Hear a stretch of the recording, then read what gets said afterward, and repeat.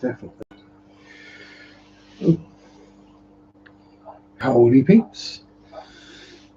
Sunday shop do do do do do do. Sunday shop do do do do do do. Sunday shop do do do do do do do do. R.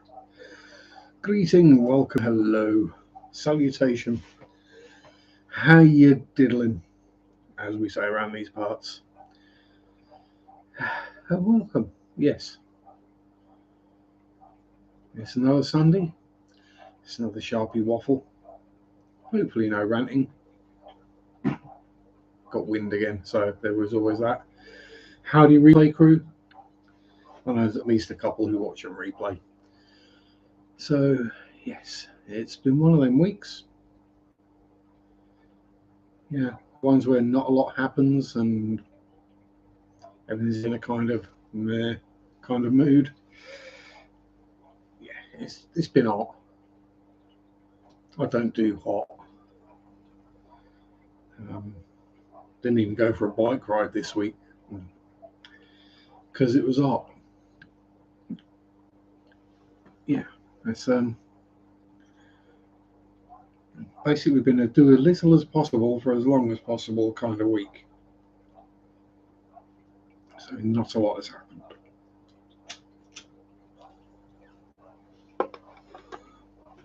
However, at some point this week, Mary and myself will be visiting Ickworth Hall in Suffolk. How you doing, Sam?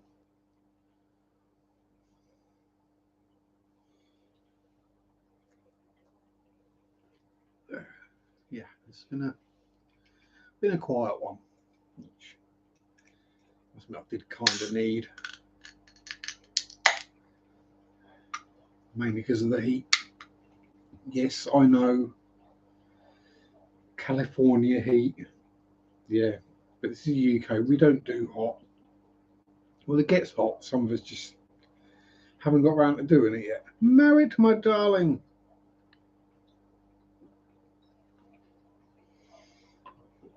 Speaking of other people who don't like it extremely hot, how are ya? Big hug. Yeah. Bit of tobacco stuck on my lip. Yeah, so been hot and horrible. It's thankfully cooling down this end of the week though, so hopefully next week will be better weather and I can get out and about and do some stuffs. Oh no, not in hospital again. What you done now? Have I eaten clam chowder or meatloaf or chicken fried steak or cornbread or biscuits and gravy?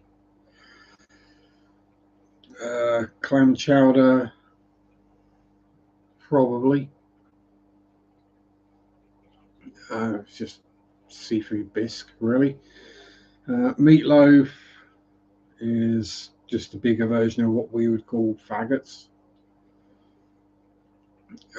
Chicken fried steak.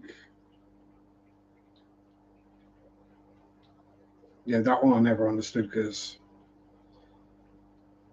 chicken is chicken and steak is steak. If it's when you hammer out a steak really thin and dip it in batter and fry it, why? Cornbread. I think I have had cornbread. Weren't that impressed. Definitely not biscuits and gravy. Back again. Wait and see if you're going. Oh no. Is it all the years of carrying the girls around has finally mullered you back completely? Is that what it is? Or have you been doing other things?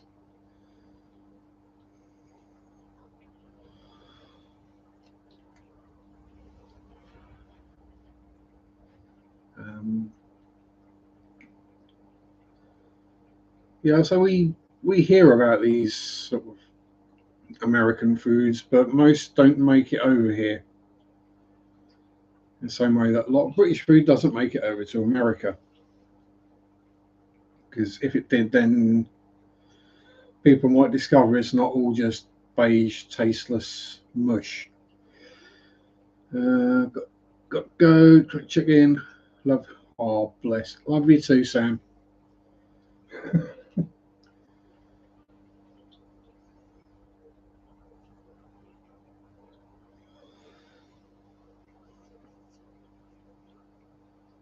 Howdy, Linkbot. Yeah, I'm no expert on backs. I just know when mine hurts. Just fairly regularly, I've got to admit. But thankfully, touch wood, it hasn't gone into spasms too much lately, which is always a good thing. It's sort of more mid to upper back, mostly of late, rather than the lower back just going, I'm going to lock in position and cause flaming agony and make you hit the floor. But, yeah. I can only send a kiss it better. And that's about it, I'm afraid, Marek. Hopefully we can get your spirits up a bit, though we do have a lack of peoples. It's just you and Linkbot at the moment. And Kenny's here. How you doing, Ken? Twerk it out, my buddy. We can twerk it out. We can twerk it out. How's things going on over there? Hopefully your fishes are multiplying at vastly alarming rates. And everything's happy and growing well and making money.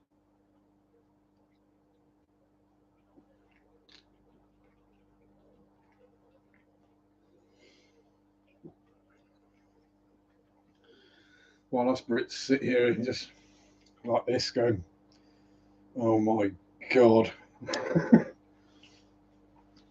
Watching the election campaigning, very amusing. How?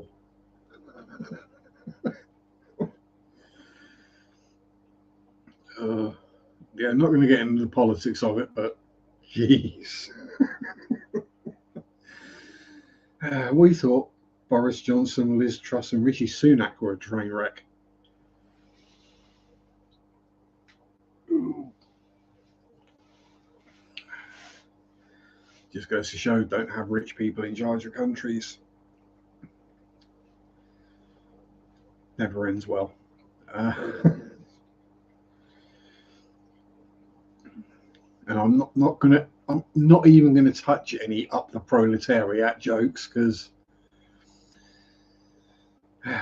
yeah, that'd ruffle a few too many feathers. Howdy, John. How you doing? Long time no see. Hope all is well.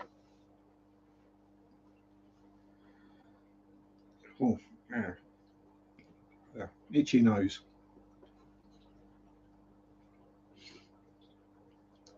Itching the outside, but it's one of those where there's a random nose hair just. You know when you get that nose hair and it just keeps tickling the inside of your nose? One of them ones. Not a lovely image to come in on. Yeah, it's been. Yeah, as I was saying right at the start, it has been a fairly dull week. Hot for the UK, so I've tried to avoid moving or doing anything that might generate body heat. And it did what it normally does to my bowels, so that was fun. Yeah, work was okay though. That's about all I've done really. Water changes, shopping, and work, and housework. So yeah, really exciting week.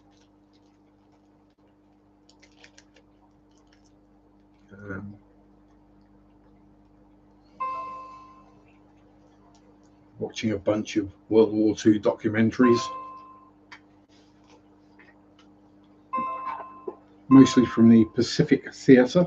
Because obviously in the UK, we tend to focus more on the European theatre and Africa than we do on the Pacific. Oh, God, I've got all the notifications come through.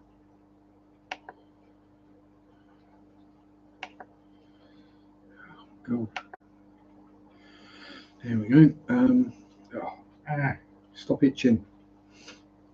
It's almost like I need to pick my nose, but I'm not going to do that on camera. Even though I'm not that comfortable being on camera.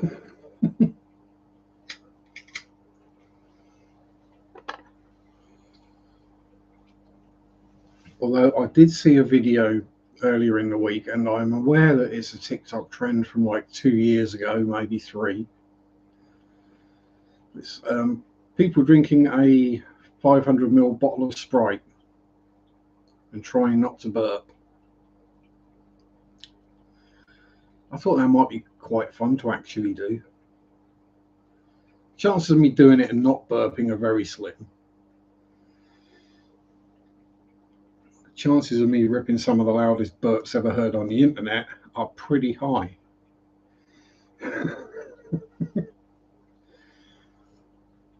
Cool.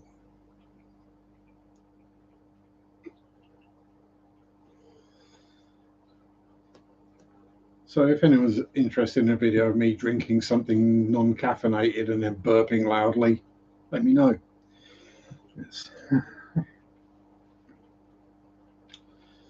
What can you do? I'm not saying I'm desperate for content or anything.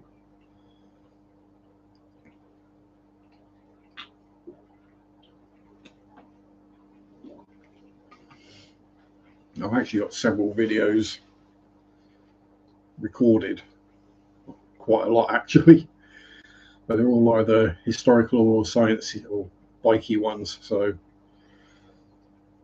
I might have to work on a couple of fishy ones. See what we can do.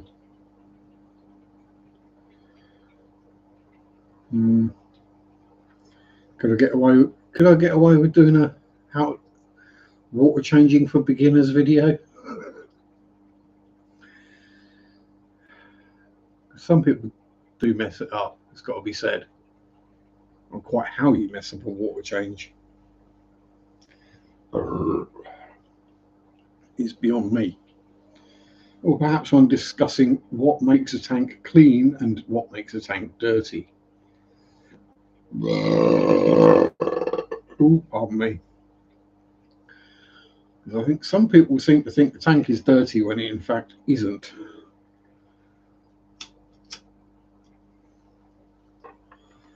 Then others think a tank is clean when it is in fact filthy.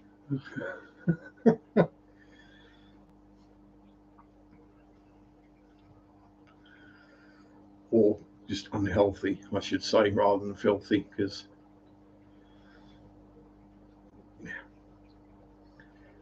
as those of us of a certain age will know, a bit of muck does you good.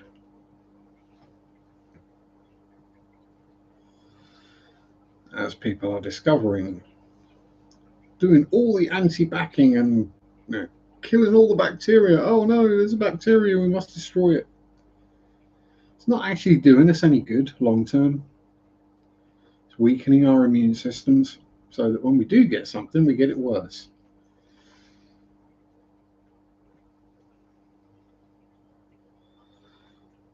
I'm not saying to go around licking uncooked chicken or anything, but that kind of thing.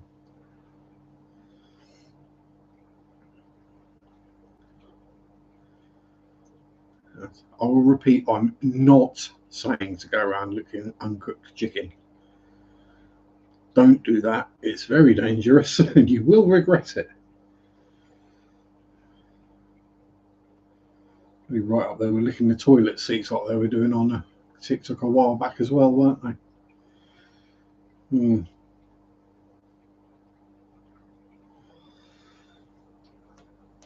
Then the person who did it first actually revealed that they had thoroughly cleaned and anti-backed and everything in the toilet seat before they did it.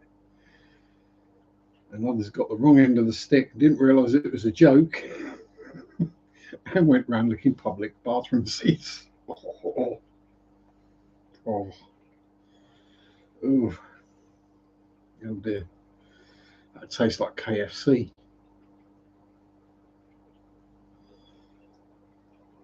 Absolutely minging. Thank you, Inkbot. Although I think of the few people who are here, they probably are all subscribed.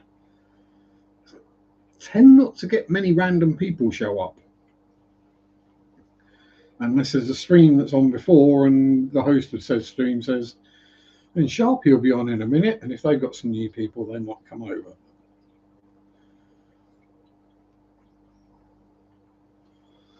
It's all either people I've known for donkey's years or people who've been subscribed for quite a while, usually.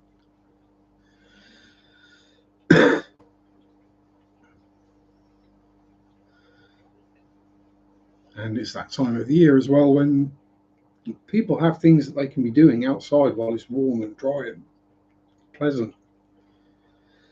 They don't want to be cooped up indoors, whereas weirdos like me would rather be outdoors in the winter. Oh well.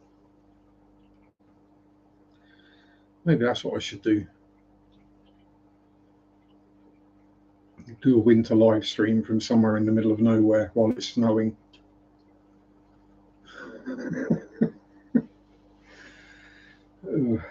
Can't see that one working. Not given the battery capacity of this here HMS crap top anyway. Because got a funny feeling it'd only be about a 20-minute live stream.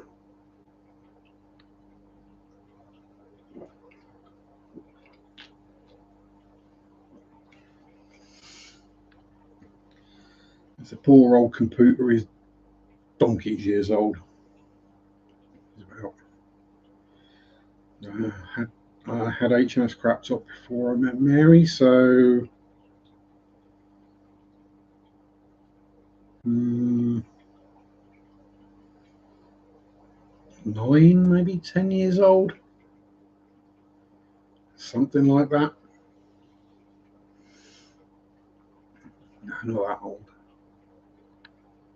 Did I do my first videos on this, or was it through? Yeah, I think I had. Yeah, it's got to be around about 8 or 9 years old. So yes, rather old laptop.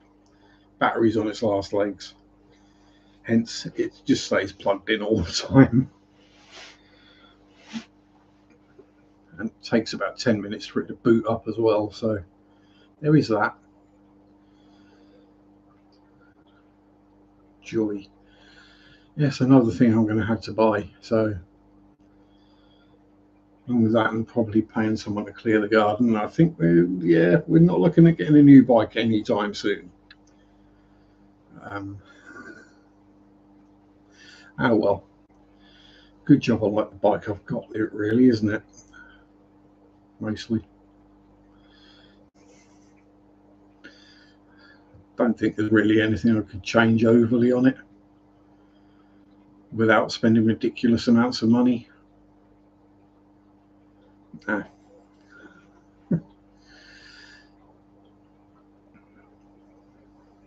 Yeah, no. Morning, Mandy, or evening, I should say. How the devil are you, me darling? Hope all is well in the 1-star state.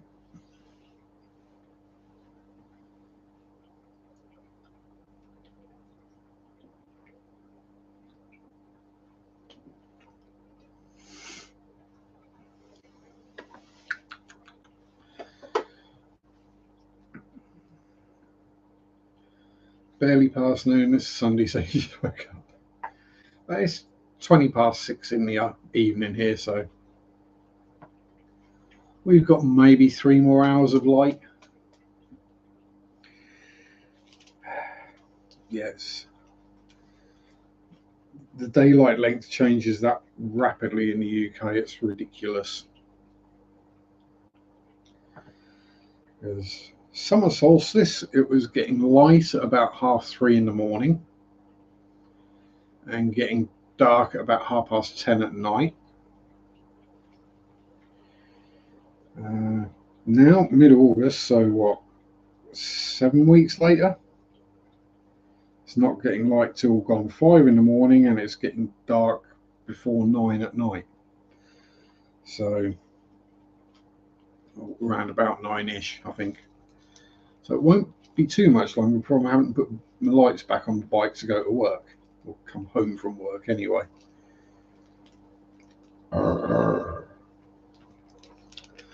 Then when we get to the depths of winter, 21st of December being the shortest day, it won't get light much before 8 a.m. and it'll be dark by 3:30.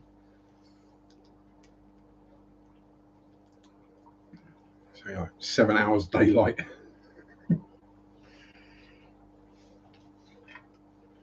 So yeah, basically I go to work in the dark, and by the time I have my first cigarette break, go to work in the light. By the time I have my first ciggy break, it's dark.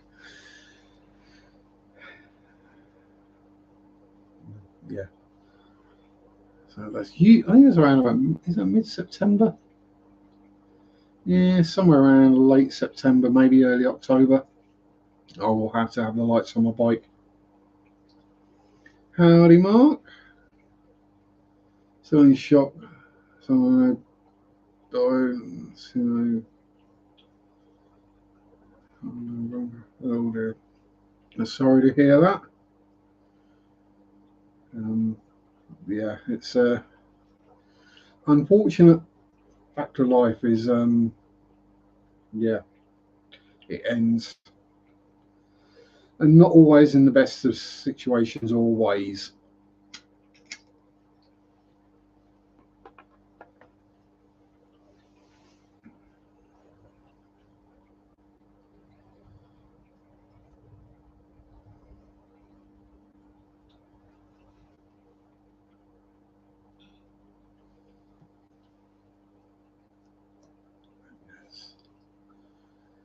I forget who said it. It's like one of the things of getting older is you start going to less birthdays and weddings and more funerals. Was it less birthdays and christenings, more funerals? One or the other. Yeah. It always comes as, it's like the big shock is when that first person you went to school with passes. It's like, oh, we aren't immortal.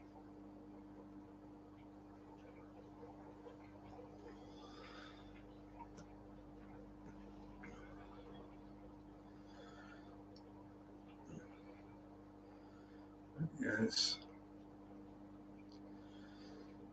Yeah. So it's just never something you can prepare yourself for or be ready for, really, especially when it happens kind of out of the blue.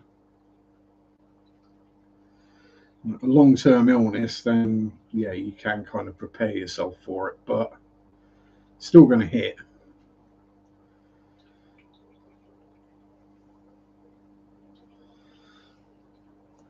Yeah, my sympathies and condolences.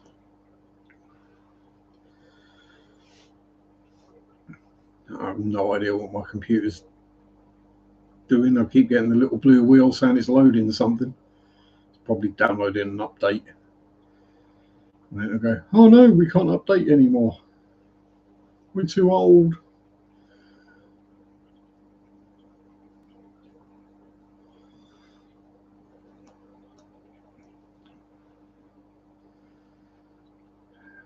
What else did we do? Well, there must have been something else I did this week. Something else interesting or vaguely amusing. Nothing I can really. Poor dog was so upset a bit the policeman. Oh dear. Well, yeah, that's the thing. The dog's upset, or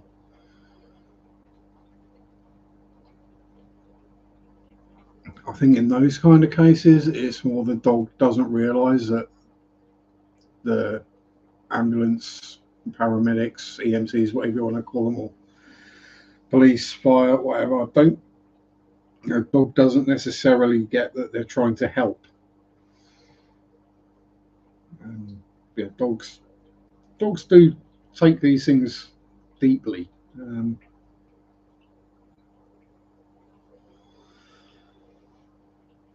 People who say animals don't feel emotion, they've obviously never had a pet or paid any attention. Not so many people at my age mainly have massive thanatophobia. Death now kind of freaks me out. I was never afraid of it before. Trauma response. Yeah, I've always been of the bent that I'm not bothered. Oh no, that's a bit crass. I'm not scared of it. I no, when it happens, I want it to be either quick and painless or like go in my sleep or something like that. I don't want some long drawn out thing. Um, yeah, but then where I've been in life, it probably had an effect on how I see these things. But I did hear a very good way earlier this week watching a video. A very good way of renaming trauma. It's a, what is it? It's negative nostalgia.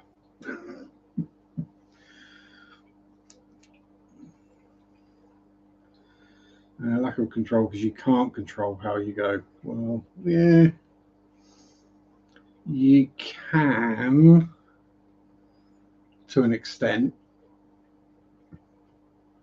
but kind of frowned upon.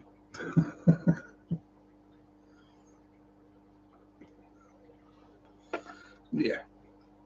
For 99.9% of people, yeah, it's just there's nothing you can do about it.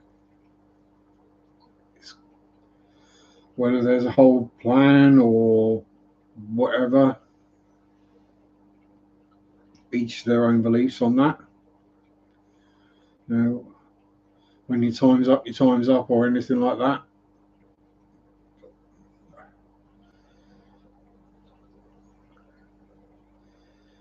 Uh, yeah, Granny died at 91 in her own bed. That's the way you want to go, really, to be honest.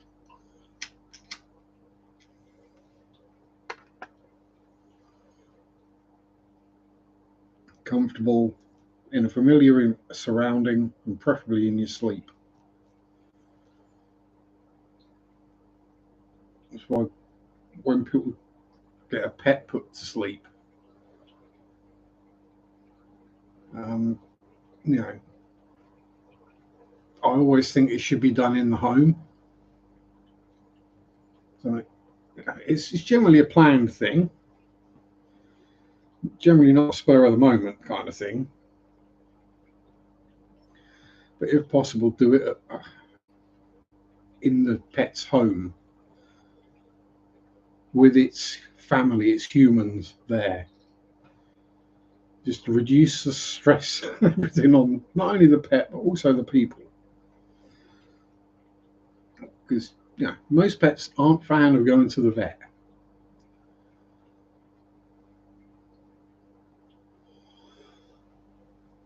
So if it can be done at home, and they can pass peacefully, surrounded by people that love them, and you know have their last memory as they go to sleep, being stroked and being told they're loved. That's got to be better than in a vet's office.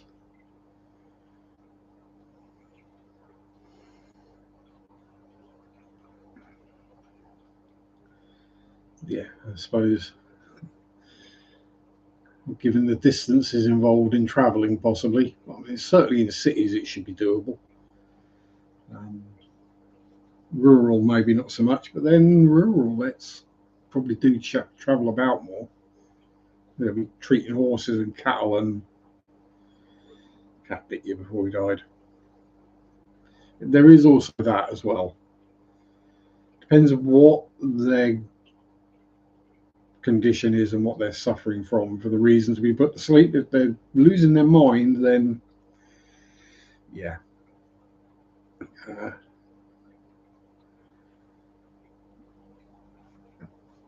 mean, Sparky, if anything, just got softer with age. And then she was 25 when she died. Zach basically tried to take himself off to hide up. But I went and found him because he wasn't going on his own.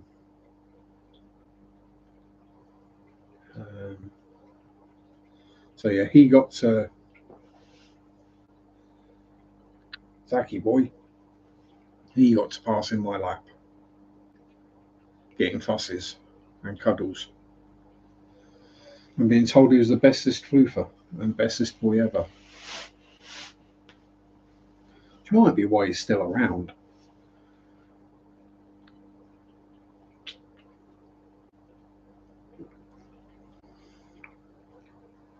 Why is it all energy drinks are that weird brown colour?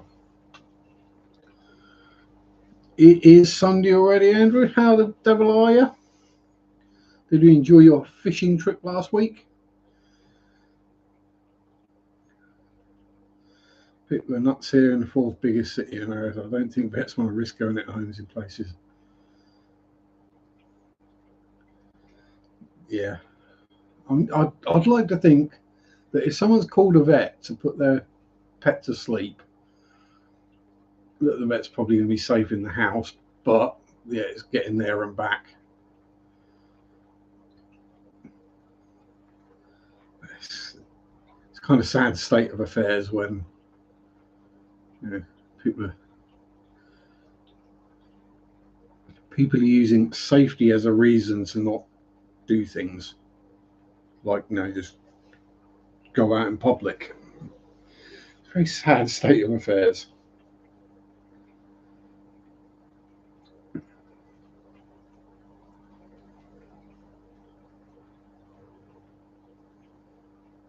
Same colour. Yeah. Go sleeping.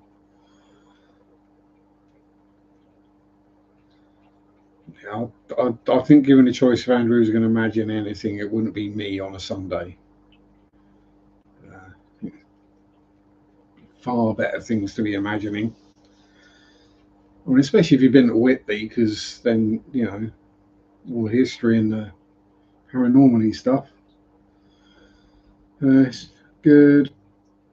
Only caught between Mackey's, going to Roker Pier in Sunderland. Oh dear, you're going to go visit the Mackhams. People are scared and don't like to go out in public. Hey, I resemble that remark. Hello, Debs, me dearie. How are ya?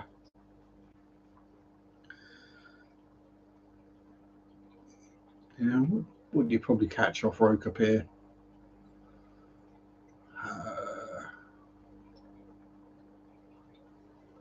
I thought probably flatties, dab or flounder, maybe plaice, perhaps some codling, haddock. If you're lucky, a small conger.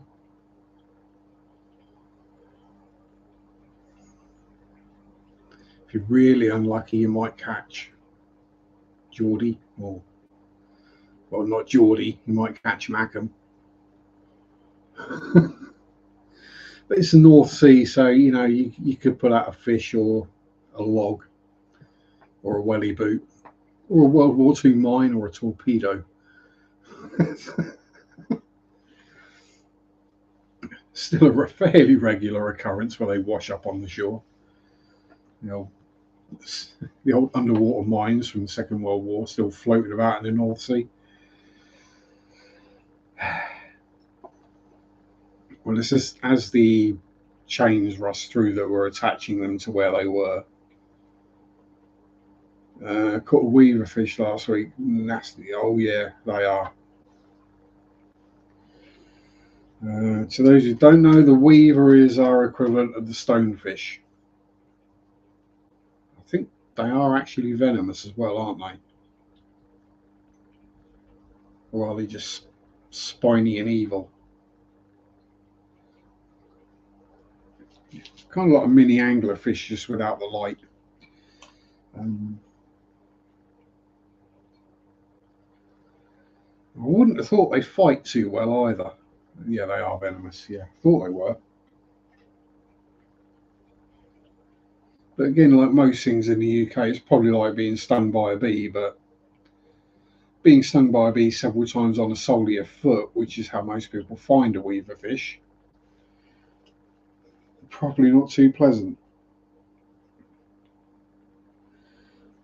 I've had mosquito bites on the soles of my feet, and that weren't fun. So I wouldn't want to be stung by a weaver.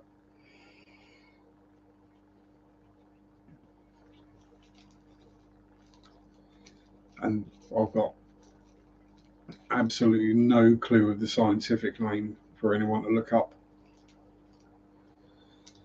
But yeah, nasty, ugly things, ambush predators.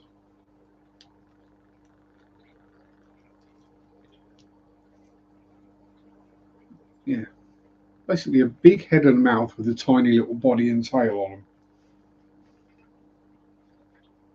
So yeah, they're not going to fight. Yeah, yeah, teeth in. They're not going to fight too well on the end of a line, I wouldn't have thought.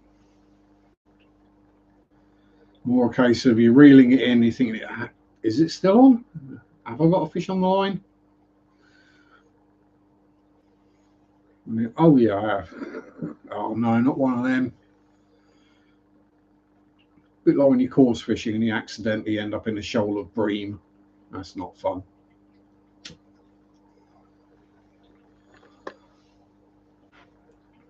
Because they don't fight and they're slimy and horrible. Everything gets covered in a thick layer of gunk. Oh.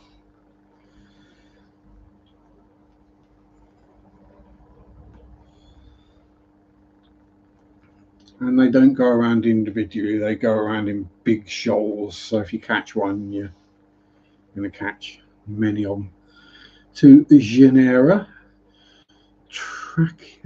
Trachinus and Eclictis. Too many venomous species of weaver fish are the greater weaver, Trachinius draco, and the lesser weaver, Eclictis vipera, also known as the Trachinus viper. For the Google machine, yes. I did guess you might have Googled that rather than just off the top of your head. Sometimes you got to ask Uncle Google.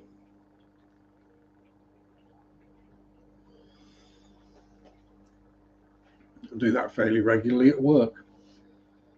When a customer comes in, they want something, but they don't quite know what it's called. So between the two of you, you figure out a vague description of what it might be called, and then you stick that in Google and see what it comes up with. And then you go, and they go, yeah, it's that one. That's what I need. Yeah, right. I'll type that into our website, and it will come up with what was Mr. Google. There's a lot of random stuff in my head, but not all the random stuff.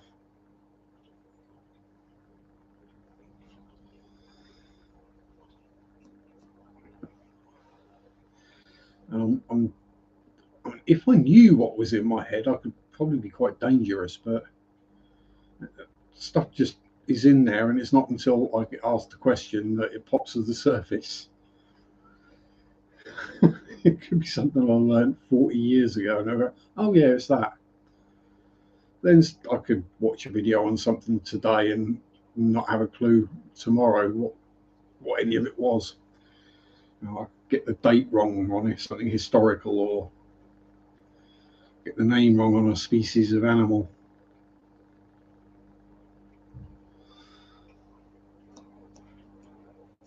Or hell, get my maths wrong. And that's what tells me I've not done any advanced mathematics for a long time. So I'm like,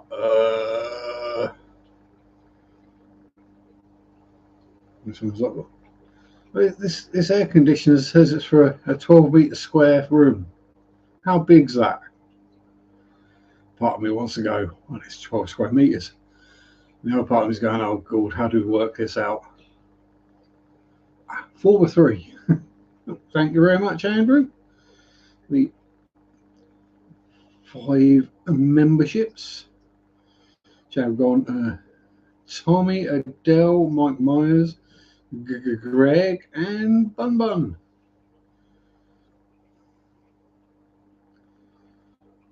Random knowledge is only good for trivia sometimes, and this is Andrew's because he's mean with the questions.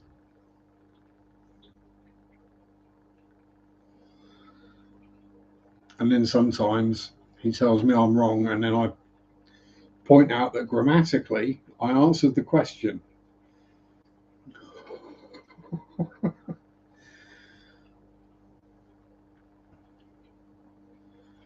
I say, well, I'm off this week, so I should be around Saturday. I'll see what I'm up to. Yeah, it's because I don't work Sundays, I end up basically working every Saturday. Although I think the week after, I might be doing Monday to Thursday. Which would be weird. No, we would never pick on your questions. Never. And I would never be a grammar Nazi.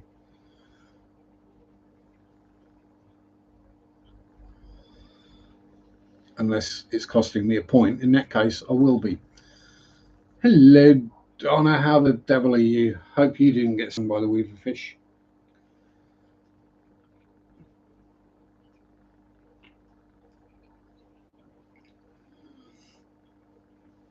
Oh,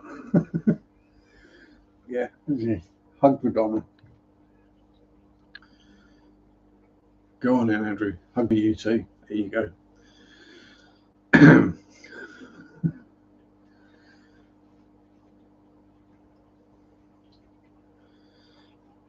Well as can be expected. Well, here anyway.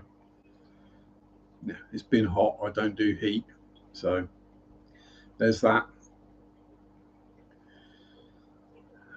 Yeah, you know it's hot when I'm like, no, I'm not going on a bike ride this week. It's too hot.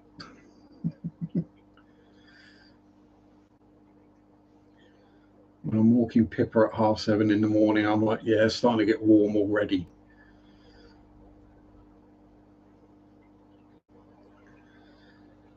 Because the last thing I want to do is give myself heat stroke again. And that's very easily done when you're cycling. You don't quite realise how hot you're getting until it's a bit too late. And you're like, why do I feel weird? I'll have a swig of drink. Okay, why did that make me feel sick? Why have I got a headache? Oh no. Time to find somewhere to crash in the shade for an hour or two. Donna's looking for another blue eye. Ah. Well, unfortunately, I've not found a female, so I've not made any. Yeah, so this is the thing. Yes, we're both looking for a female lemon blue eye so we can make more of them. Heat index here is 40 degrees, barely noon. Ooh. And we had 28, 29 Monday, and it gradually cooled off over the week. And it got warm again today, so it sort of dropped to about 25 and back up to about 27 today, I think. But yeah, so it's acclimation is a lot to it as well, because we've had an up and down summer. We've had like a few warm days and it's cooled down again, and a few warm days and it's cooled down again. Not had a chance to get acclimated to the heat. A couple of years ago, when we had the ridiculous summer, we got used to it. We got used to it being 30 plus degrees every day for a month or two. And then yeah, it was fine. Yeah, it was hot, but it was okay. But because this year has been rather cool, 28, 30 degrees is like, oh, I'm dying. And the amount of fans we sold this week at work is ridiculous. I think Monday evening, I think 2 out of every 3 customers bought a fan. Yeah, and it's been wet as well. Well, weirdly, not that humid. Yeah. Hello, Pammy darling, how are you? Snowed in Wyoming a couple of days ago. Back up in the 80s again now. Yeah. That is the problem when you live up in the clouds.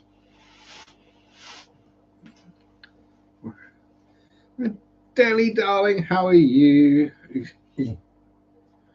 Big huggles. Yeah, so and we tend, in theory, it should cool down in September, but normally when the kids go back to school, we get a second heat wave or a third heat wave, and then at some point in either late September, early October, we normally have like an Indian summer, they call it, where it gets warm again for no real reason. And everyone's like, back out, barbecues at the beach. And then 2 days later, it's about 5 degrees and raining. Oh, yes. Coffee for Adele and probably coffee for Pam as well, I'd have thought.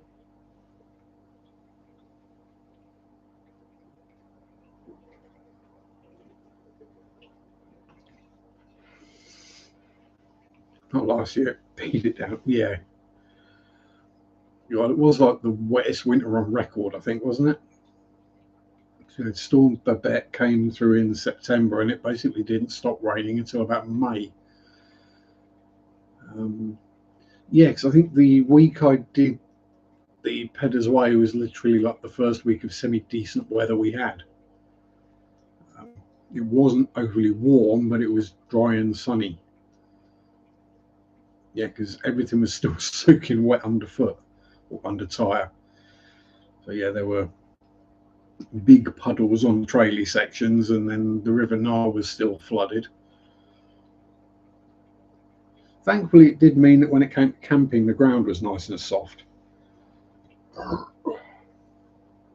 Although it was in a beach forest, so it's not going to be rock hard under there anytime. Just get a bit crunchier. Yeah, I think it was like September, October, November. We basically just had one Atlantic storm after the other came through, didn't we? It just Babette was like a month's rain in a day or something ridiculous like that. So everywhere flooded. Yeah, lots of flooding around this part of the country anyway. Those who lived on higher ground were more safe from it, but yeah, there was a lot of people got flooded out their houses in town, especially up the north end where it's, how can I put it? The the new build houses are going on what everyone knows as the water meadows. And they're new builds and they got flooded while they were being built.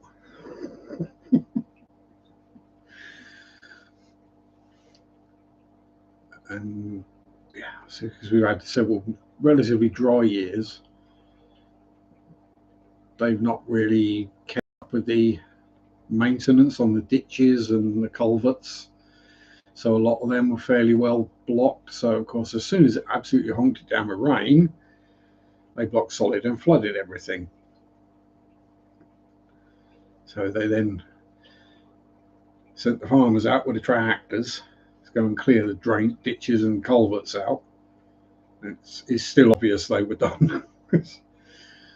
um, yeah. Goes from looking kind of like a bit of a natural stream to just being flat-sided, 6 foot deep, straight, flat bottom. Oh yeah, that was man-made, right? But capable of moving a lot more water a lot more quickly, which is what was needed. It's weird, isn't it? If you put concrete and tarmac over all the floodplains, and then things start flooding, I wonder why that could be. If you make it so the floodplains can't absorb the floodwater or hold it to let it subside naturally, but we've put in extra drainage, not enough. Nowhere near enough. So the one they were where my work is also just on the edge of a floodplain.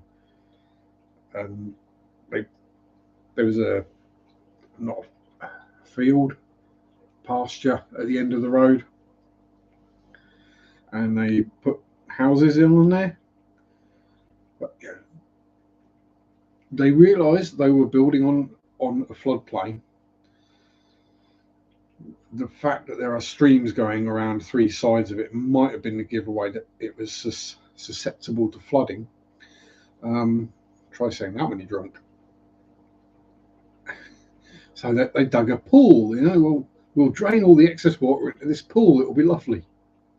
They lined it. It was all nice. Then Storm Babette happened, and it flooded. So they had to make the pool about 3 times the size, and had to take 3 or 4 houses off of what was planned. Because they basically just had to make a massive, well, not massive, but quarter acre, half acre lake, just to take the flood water away from the houses. And even then, all the gardens of the houses turned into an absolute quagmire. Because yes, the water was draining into this lake, but look at the water level in the lake, and that's going to be the water level across the entire area of land. Because that's why the lake is at that level. And when the water in the lake is coming up to, well, an inch or 2 below ground level, yeah, you need more drainage. And I don't mean silly little 4-inch pipes. I mean the big 3-foot ones. That's what you need to put in. Yes, it'll cost you a lot of money. Yes, it'll put the price of the houses up. But you won't be coming back having to fix all the problems with the houses that are still under warranty because of the flooding that happened.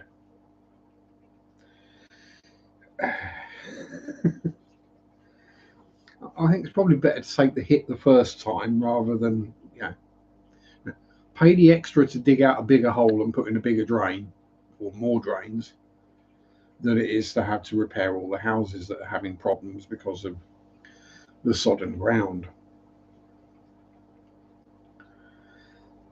That's possibly one of the downsides of building all of our houses out of brick and concrete blocks rather than wood.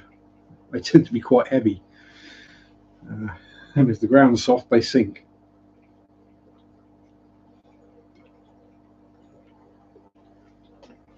And if there's an old chalk working underneath it, which there's a lot of those in this part of the country, then the house might well disappear into a sinkhole. Most famous example of that is the double-decker, the old chocolate bar, candy bar. Back in the 90s, there was a sinkhole that opened up in the middle of a road in Norwich, just as a double-decker bus was driving over it. So there's the picture of the double-decker bus at that kind of angle, front end down in the sinkhole. And the advert was that picture. You said, nothing fills a hole like a double-decker. It's just like, that's perfect advertising. Still get a chuckle out of it these days. It's got 30 odd years later.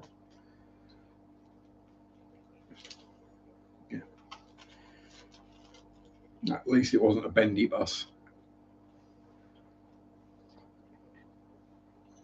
They hadn't been invented back then. Boris was probably still in university.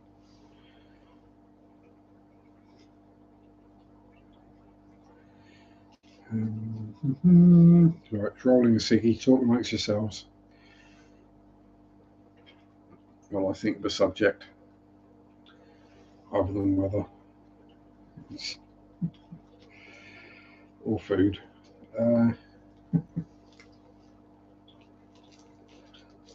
Any fishy stuff anyone wants to talk about? By fishy, I mean actual fish.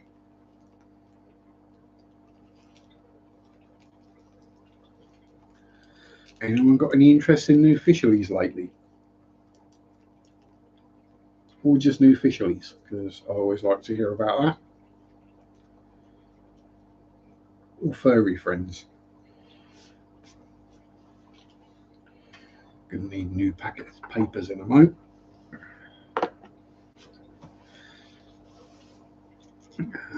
Yeah, so no new fisheries here. The baby Amicus splendens seems to be doing okay. Still swimming around and munching and pooping, so yay.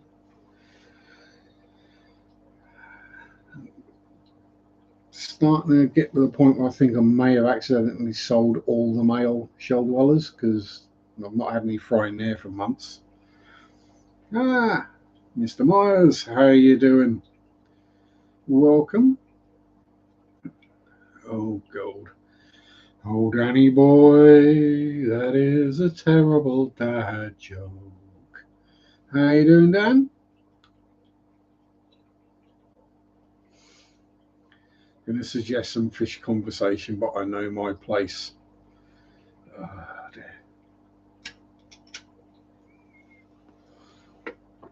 If you come up with a good fish pun, let me know. And it better be a good one. Terrible but timely.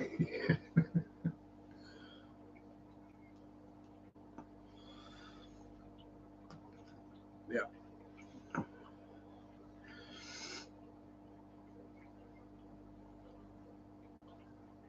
Oh, yeah. That's a point. One of the new lads at work is a 16-year-old. So obviously there's certain things they can't do. Anything age restricted. They can pick it, but they can't hand it to a customer. That's, yeah. Have to have more breaks. They aren't allowed to work as much. I don't know. I'd have thought they were younger and fitter and probably able to work more. What do I know? But anyway, we were fairly quiet, so I was kind of bored. I was on Etsy just searching through like Pennywise models and miniatures and things like that. Oh, don't take Daniel fishing with you. You never catch a thing. All you'll catch is tadpoles, maybe a cold.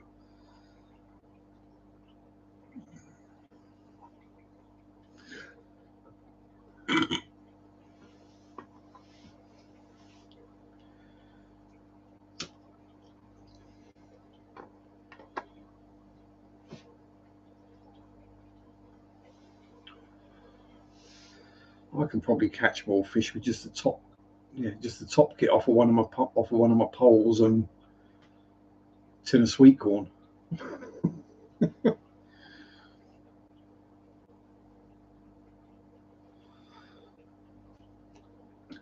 I say that when I was a teenager or younger, used to go fishing. Sometimes we get a bit bored, like kids do. So we'd get like literally get a branch, tie a piece of line to the end of it, get a small piece of twig, like live twig, and carefully peel off the brown bark from the outside. So you've got the bright green bark showing. Attach that to the line, tie a hook on, and just use that to fish.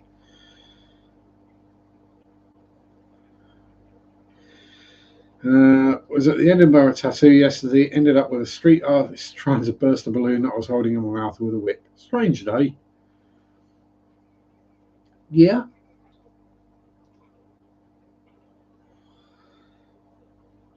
As long as he didn't hit you in the head with the whip.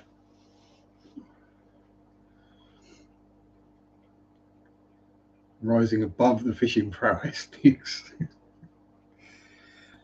To be fair, the places you put the trap in, whilst they were very pretty, I'm not sure they did contain a whole lot of fish.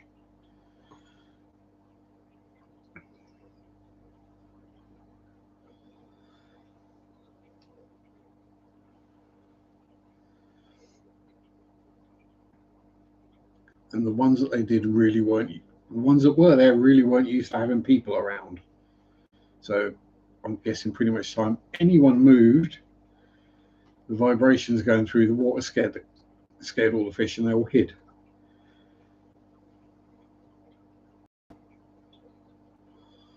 In fairness to you, I did have a go with a bottle trap once and didn't catch anything, but I only left it there for about 20 minutes, so that's probably why. And that was also in a river that doesn't hold a huge amount of fish.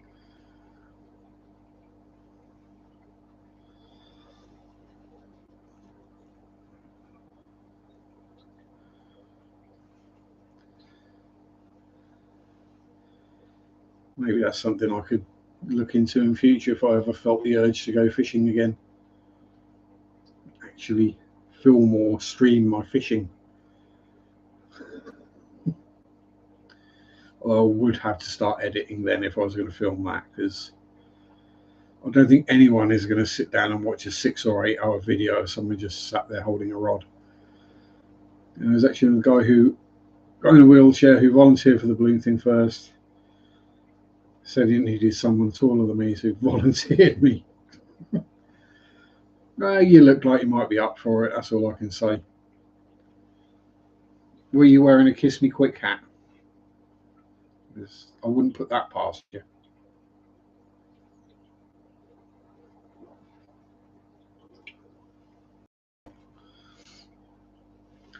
Kiss Me Quick hat, Garfield t-shirt, brightly coloured Bermuda shorts and jelly bean sandals with socks. Yeah, that's what I can see. That's Dan on holiday.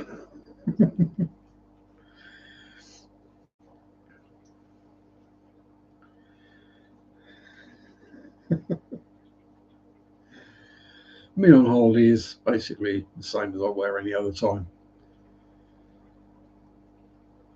Cargo shorts and a random t-shirt. Appropriately dressed. Appropriately dressed for the Edinburgh tattoo. On it's Edinburgh, so what's that? Full set of waterproofs, thermals, wellies, thermal boots.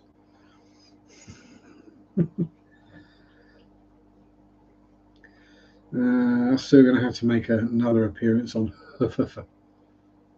yeah, so maybe this Saturday if I'm around. Well, so I should be around, but whether I'm feeling vaguely human or not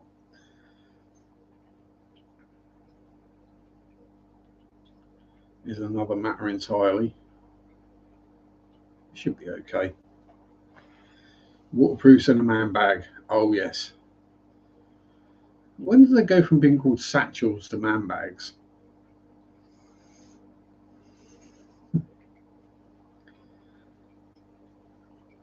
Do you remember those from school?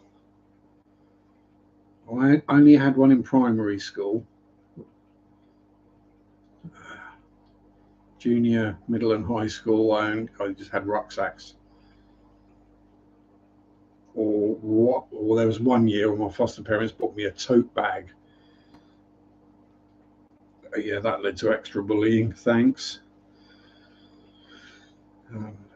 Yeah, the old leather satchel with the one strap over the shoulder, satchel and a duffel coat. Yeah, it was either a duffel coat or a parka.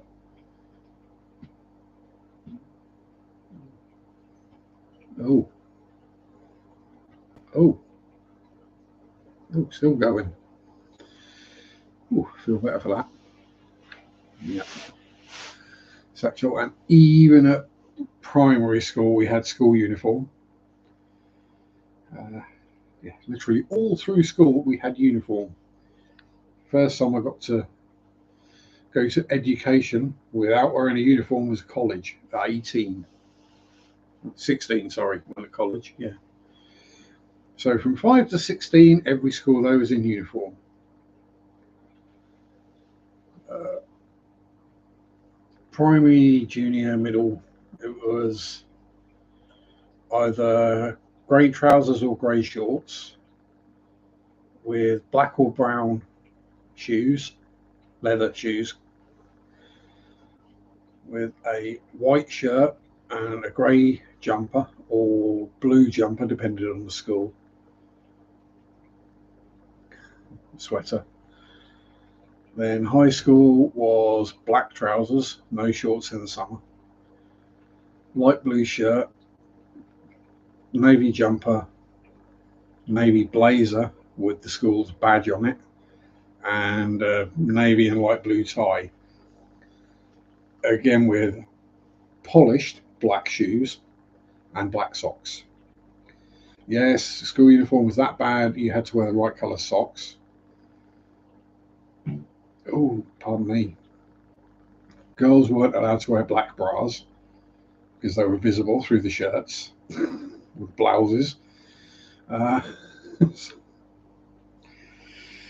yeah, that school's got a bit of a name for itself still for ridiculous uniform requirements.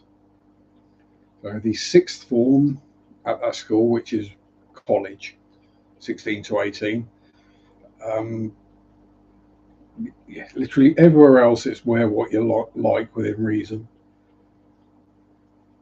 You know, don't go turning up in a mankini or whatever.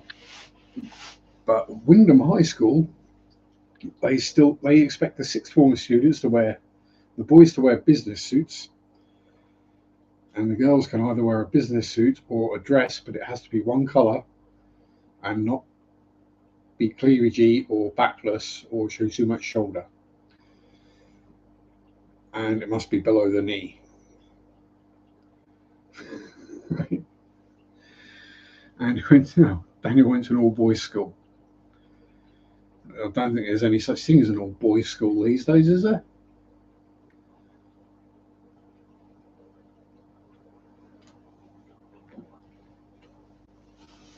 I mean, they might say they're an all boys school, but given the way things are, I wonder if there's actually been anyone who's transferred from an all boys to an all girls school because they're trans.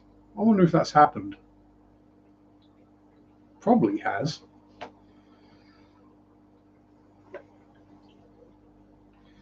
Probably get bullied in both schools. Well, would have done in our time, but maybe not so much now.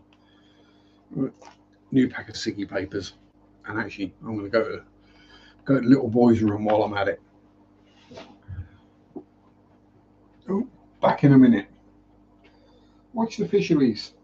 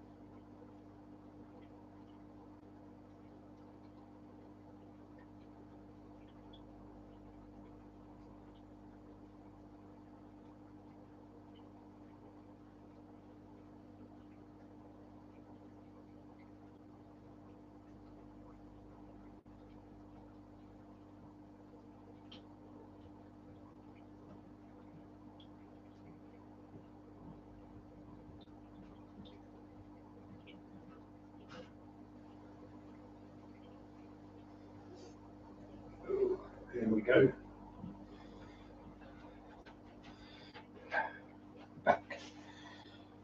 I'm back.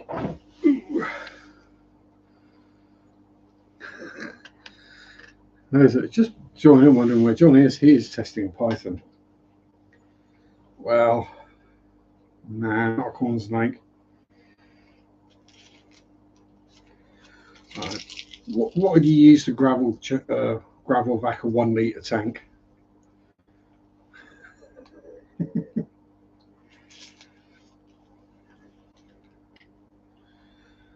Draining the vein, as it were. Not to be confused with burping the worm. That means something completely different.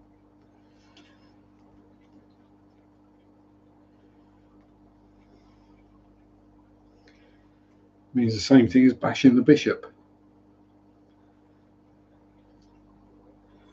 Now, I was thinking more brandling.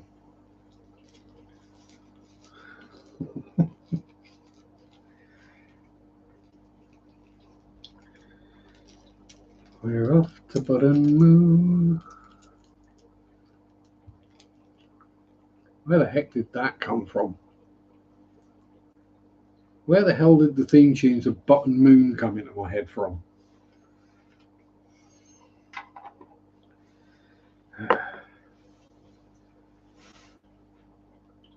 Must be early onset something or other. Although at my age, it's not necessarily early onset, whatever it happens to be.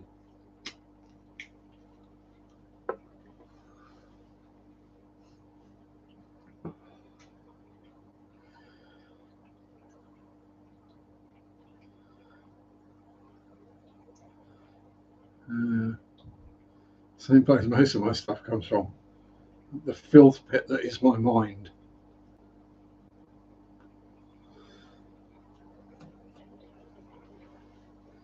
At least it weren't the clangers.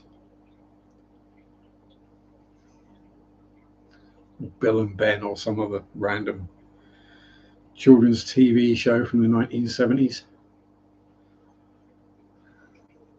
or 80s. Button Moon, I think, was 80s, wasn't it? Or Finger Mouse. That would mean something completely different these days, wouldn't it?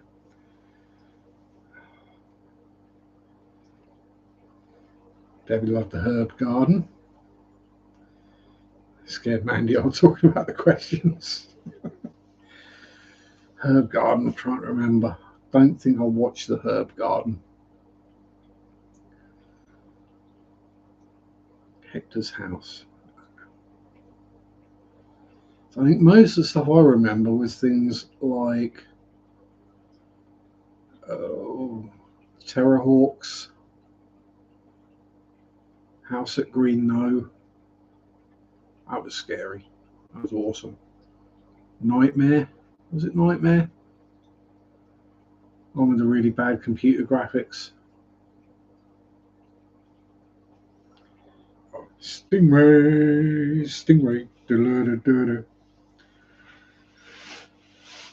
Anything can happen in the next half hour. Yeah, you pretty much knew it was going to happen. The weird fishermen were going to do something evil, and then Bones and Troy Tempest and Marina would save the day. In what is still the coolest submarine ever.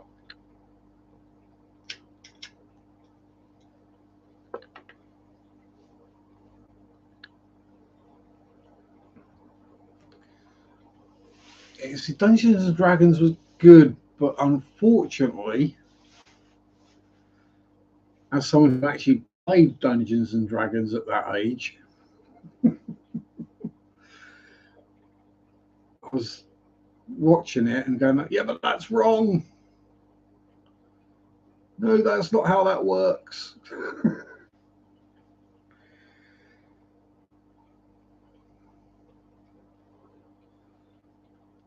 Ghostbusters cartoon was good. Yeah, Thundercats. The last time someone shouted "ho" on television and didn't get in trouble for it.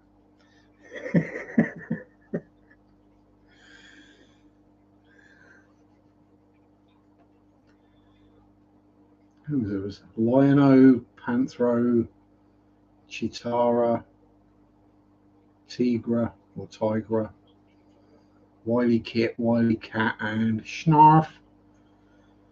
It's weird. The sort of bipedal cat people having a pet cat that could speak. Very strange. Yeah, Terrorhawks was good.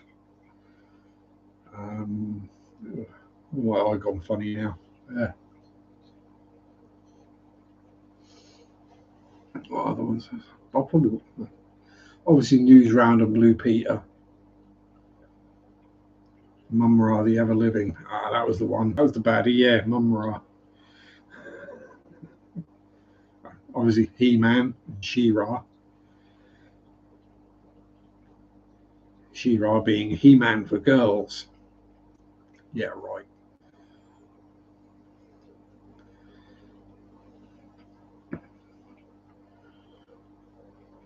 But She-Ra was for the boys who were just getting to that point where they're starting to find girls attractive.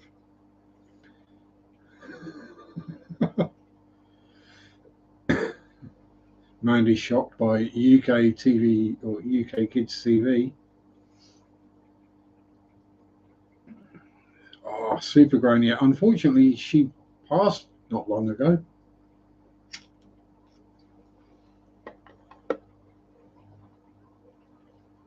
She wasn't actually that old when they filmed it. Rod Holland, was it the Pink Windmill? Rod Holland Emu with grot bags, trapdoor. What other ones were the good ones?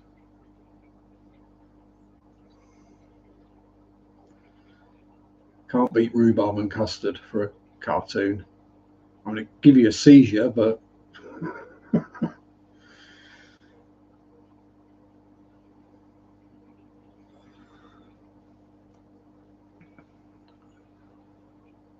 it was mostly cartoons, I think. Obviously, there weren't any CGI. Postman Pat back when it was all models. Thomas the Tank Engine when it was an actual train set.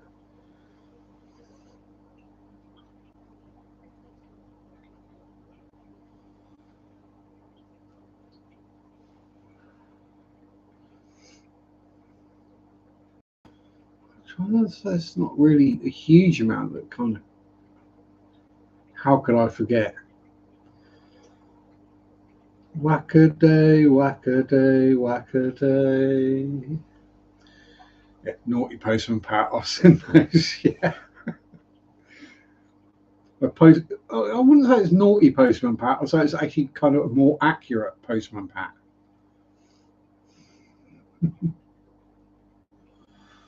Given my some posties, it's probably more accurate than actual Postman Pat was.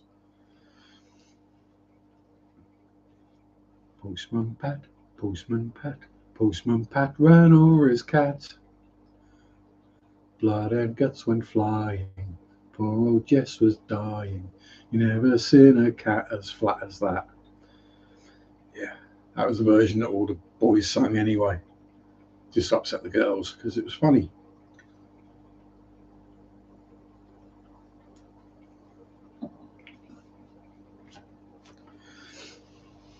There was a different level of cruelty in children when I was younger. Yeah,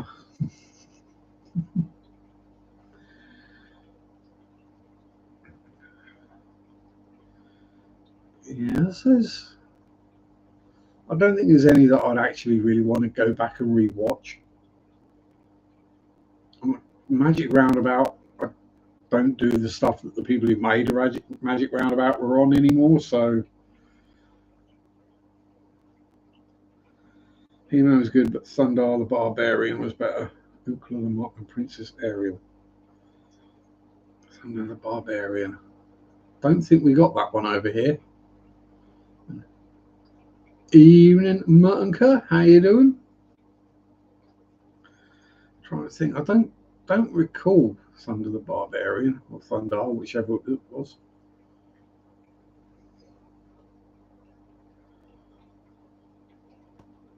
Because I mean, it was kids' TV. I think most of the ones I remember were more like when I was a bit older. Oh, like the Mysterious Cities of Gold, the big giant flying eagle plane thing they had. Um,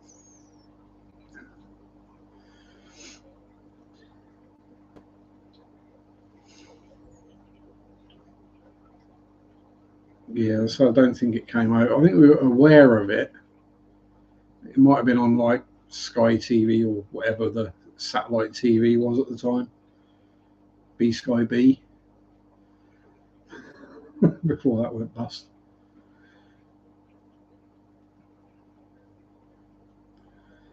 Uh, yeah, it's.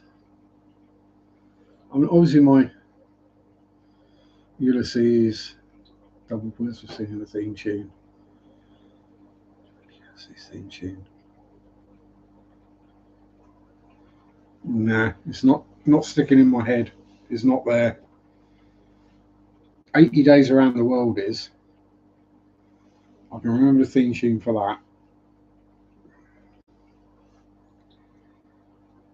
Rhubarb and custard.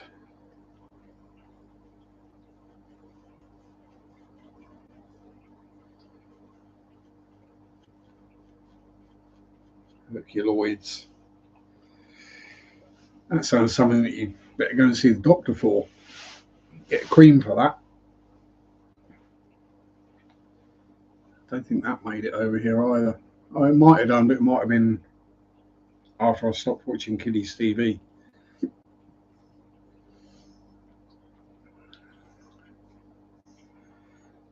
That was back when kiddies TV was on for like 2 hours a day.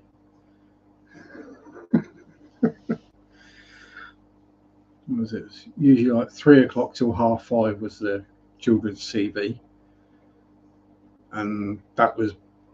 I'm pretty much sure that was just so it was get home from school, put your gear away, get changed, wash your hands, watch TV for a bit while mum goes and makes tea, that kind of thing. It was the reasoning for it. Get the kids out of the way. Battle of the Planets. I do remember that vaguely. And then there was Action Force as well, which is what we called was it G Force? G.I. Joe, that was it. Um, G.I. Joe was Action Force over here because it was a smaller version of Action Man. Centurions, Mask. They were all kind of later. Um, I think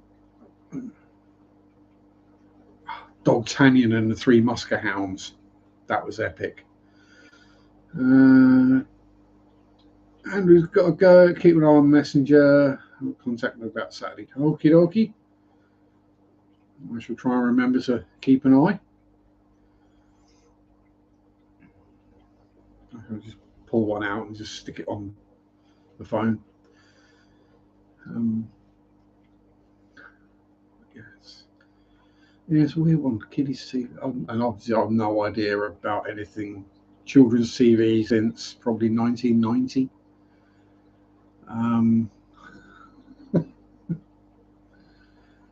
For example, I know what Paw Patrol is, but I've never watched it.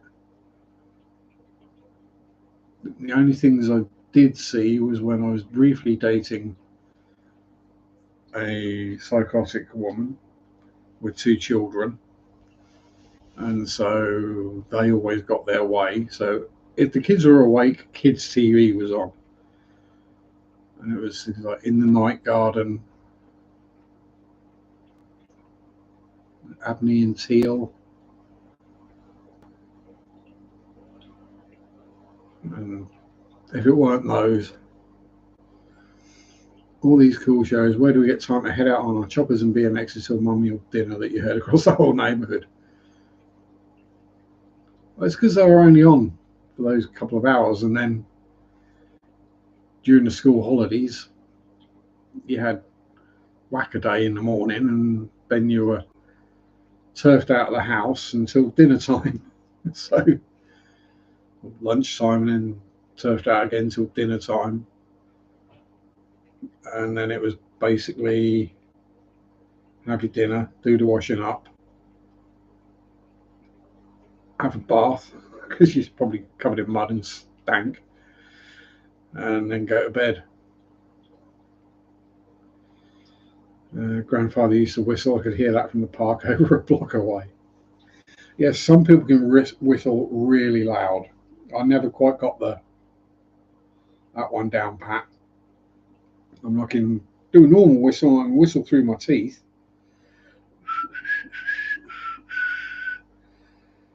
Which is a good way to confuse people, because you can stand there and not look like you're whistling and whistle, and everyone's looking around to see where the whistle is coming from. The choppers, the BMXs, the rally grifters. I still argue that the rally grifter was the first mountain bike. Because if you think about the way it was designed and laid out, pretty much flat bar, fairly large, fairly wide, knobbly tyres. It's designed for off-road. It was the right kind of size and shape. So I'm going with the Rally Grifter being the first mountain bike.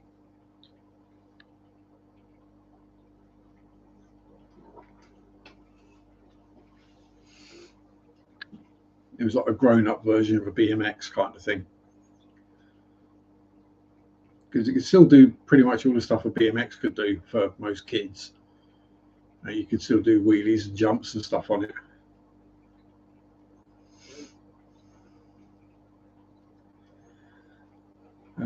I used to look like an idiot trying to do the finger whistle. Side note, Frey's finger whistle felt dirty to sight for some reason. Hello, Barbara. How are you, my dear? Been a goodly while. Have a big hug.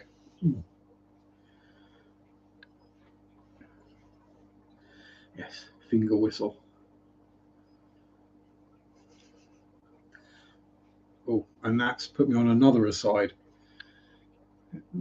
My streams are just tangents, aren't they? Just one tangent leads into another, and somehow we get through a couple of hours. But have you ever heard an Aztec death whistle? Those things are horrifying.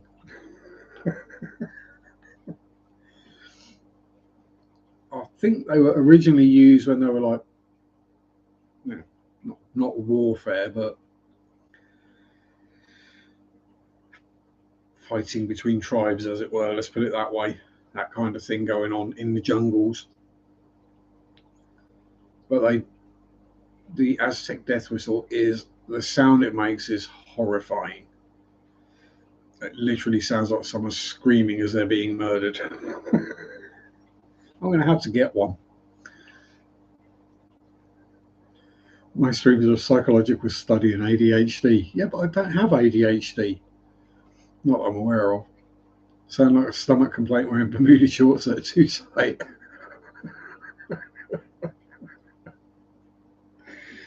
Yeah, pretty much.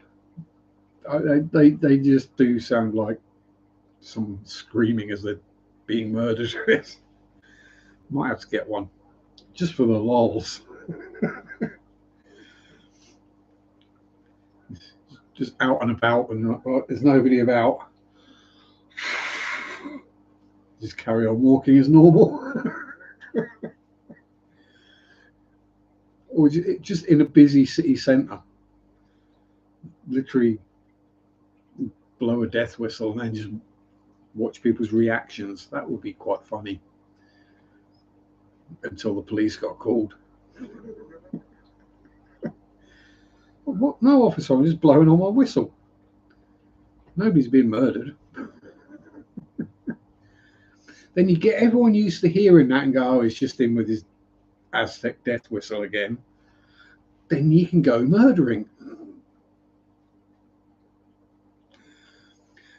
This is a joke, as a disclaimer, I'm not suggesting anyone buy an Aztec death whistle and then go out and murder people. It's all fun and games until someone goes to jail.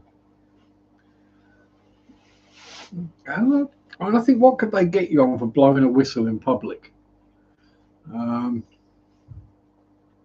Disturbing the peace, perhaps? Murdering, like it's a recreation, isn't it? Isn't it just a hobby now, like fishing or hiking? I'm sure that's why most people go hiking, isn't it? It's to hide the bodies. Why else are so many bodies found near hiking trails?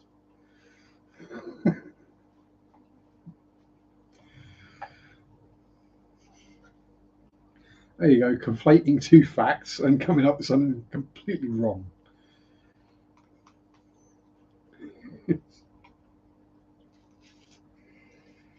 Reminds me of the old Sean Lock joke. Yeah, I get the voices in my head too. It's like, oh, really? You hear voices in your head? Yeah, they tell me to stop killing, but I just ignore them and carry on. Maybe some hunters get bored of regular animals.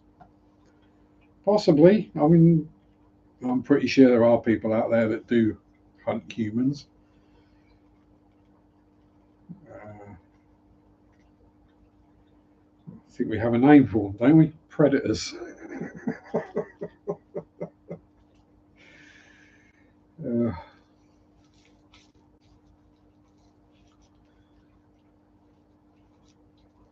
so what did you do this weekend? I made a co-op for the grandbabies, a nice pot of veggie soup and a little bit of murdering. Same old, same old. The thing is, for the how do you put it? Uh, whichever way I put it, it's going to sound bad. The most successful serial killers,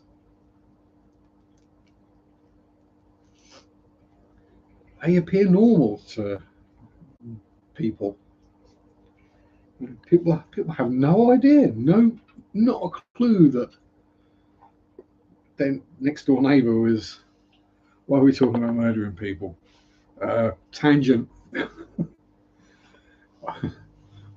We went from whistling to Aztec death whistles to getting people used to hearing the death whistle and then actually doing the murdering and no one paying any attention. It's really cute and that's terrifying. Yeah. Um, yeah, and that is the secret, as it were, is appear normal.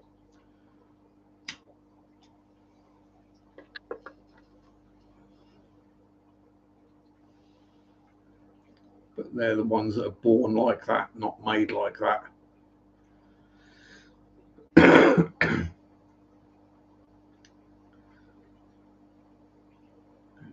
Able to hold down a job. Yeah, Ted Bundy, friendly, even charming. Was it Bundy? What was the other one? Gacy as well. Well respected pillar of the community, blah, blah, blah.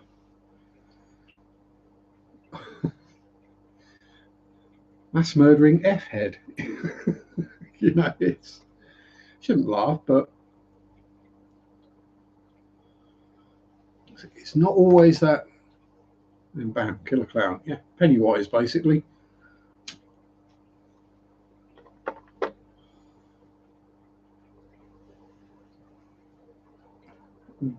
Good day, Marquis Mark. Baron of Barras, how you doing? Yeeter of Yowies.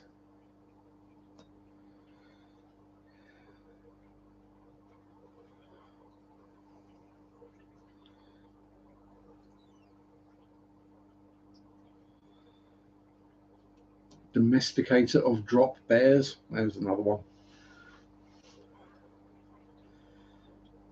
Been a while. Hope you're all well and dandy. I know it's ridiculous o'clock in the morning for you, but there we go. I mean, I wouldn't be happy being up at that time in the morning if I didn't have to be.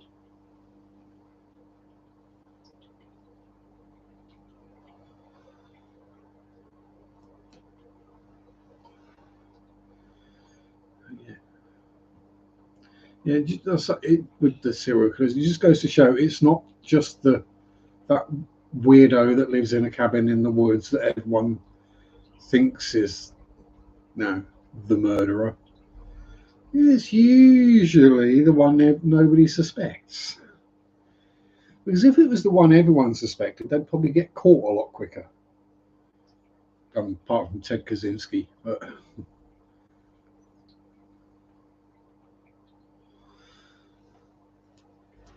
not that he was a serial killer. Yeah, the loners of the manifestos are pretty scary. They are.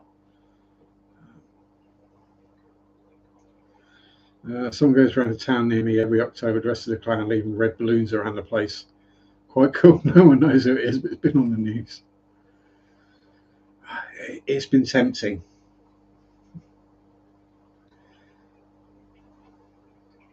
Skull Morley. I might have to look into that one. I mean, at least he's not hiding in a drain.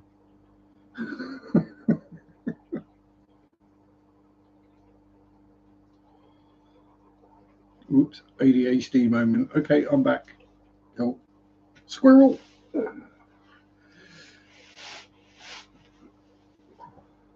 One of these days, I'm going to get myself a more comfortable chair to sit in for 2 hours.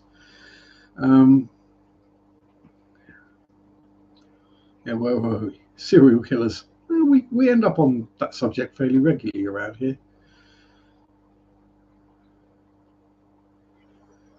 I mean, some of them, the numbers are just ridiculous.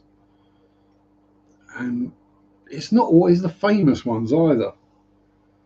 There's one I was watching, a video I was watching the other day. It weren't serial killers. It was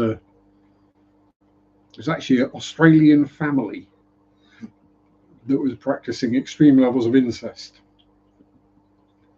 Can't remember what the name they gave the family was, but it was like 3 or 4 generations. Thank you very much, Mark, for being a Zach friend for 25 months. Sharpe, WT, yeah. It just came up on, I think it was a Casual Criminalist episode. Can't remember what the name of the family was. It might, or was it someone else? No, I think it was another channel, but I can't remember what the family's name was, or the name they gave the family.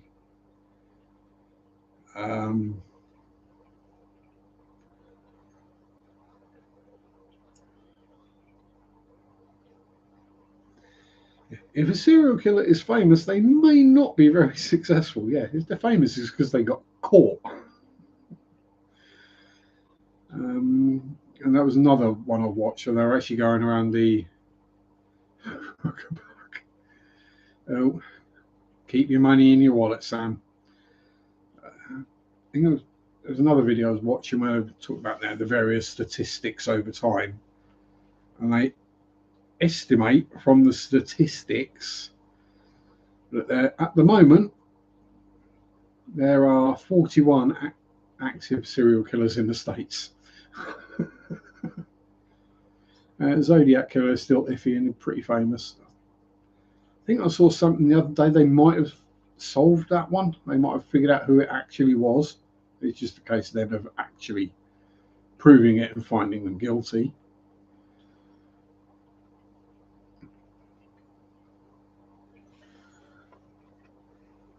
The guy thinks it was his grandpa. And quite a lot of times that's how people not caught, but it's discovered, is literally on their deathbed, they will say it was me. They're trying to get absolution for their sins, I guess. Jack the Ripper next. I doubt they're going to solve that one, but given the research, i.e. the amount of videos and stuff I've watched and read on Jack the Ripper, my thinking is it was H.H. Holmes.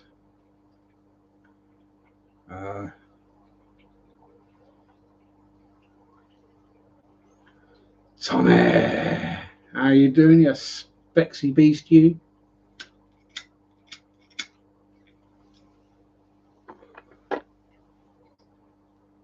because the timeline with H.H. Holmes does fit, that he was in London at the time, and then he moved back to the States and the Ripper murders stopped.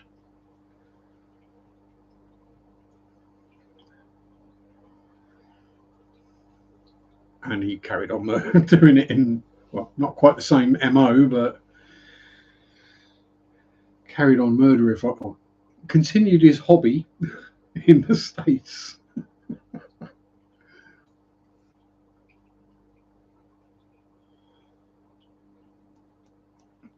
H.H. Holmes, the Werewolf of Wisteria Lane. Yeah, the timelines fit across both countries. Did a little bit of murdering. Yeah, timelines. Yeah, I got it.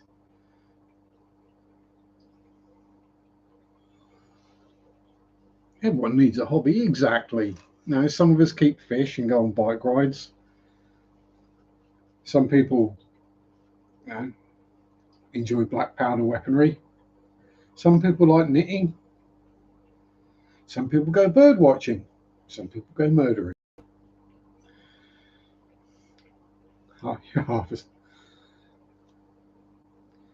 Given the given the levels of poor grammar that I deal with at work, some people are into knives. Yeah, I mean, some people are into knives and they enjoy putting them in other people. I mean, who are we to judge?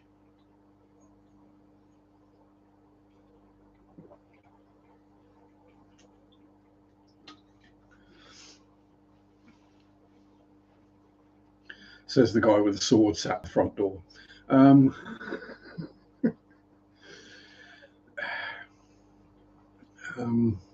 yeah. Yes.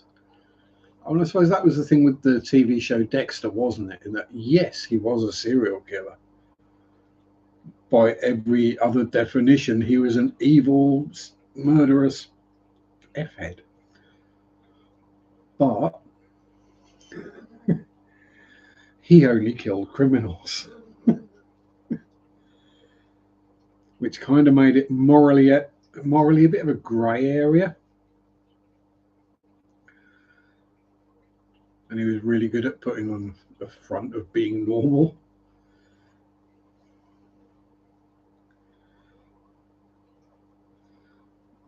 He got yeah, and his sister. Yeah, but she was kind of annoying. Um, Dexter, that was an awesome show. Yeah, his sister, the cop, who had no idea that he was the person that she had been trying to investigate for years. Yeah.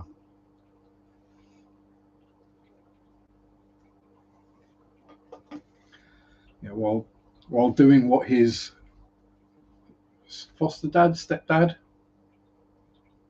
he was adopted, weren't he? So his adopted father, also a cop.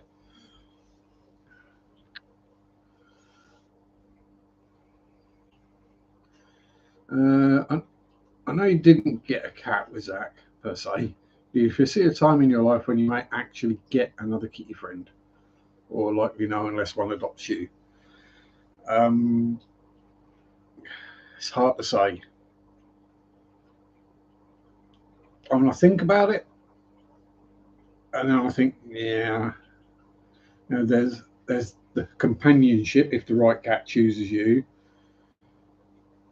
Oh, she's not very good. No, she was actually really good policeman, or policewoman, detective actually.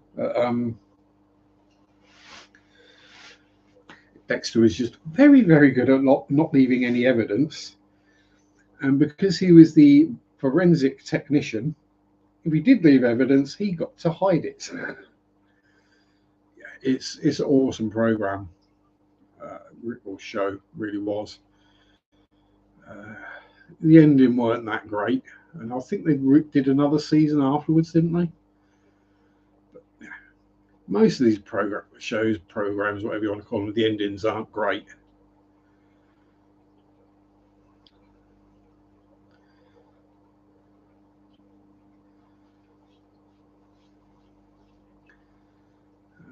yeah, I was like, I don't think I will get another cat. I was like, unless one adopts me, in which case you don't really have a choice in the matter. I mean, Ginge is kind of semi-adopted me, but he's been a bit off lately. He was abused when he was younger, so he's not quite. Um,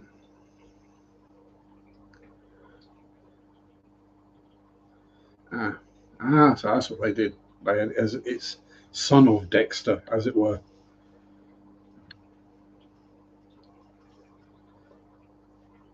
It's all right, Barbara. It was nearly 3 years ago now. It's that awesome dude up there. But he's still around. He still jumps up on the bed and has snoozies. If I'm unwell or injured, he will still do his thing. Don't necessarily see him, but I feel him. And he weren't a little boy, so you feel it when he goes flump on the bed or on the sofa.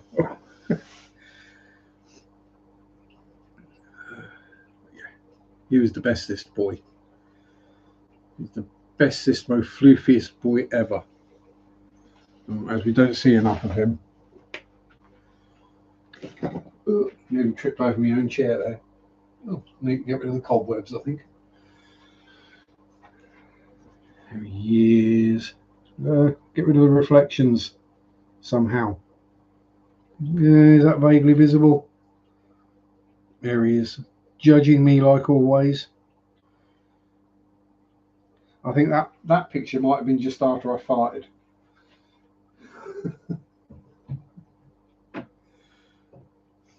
I think it was he was asleep on the sofa. I farted, and that was him just waking up and looking at me like, dude, really? Bloody cats. He's got resting bitch face. Yeah.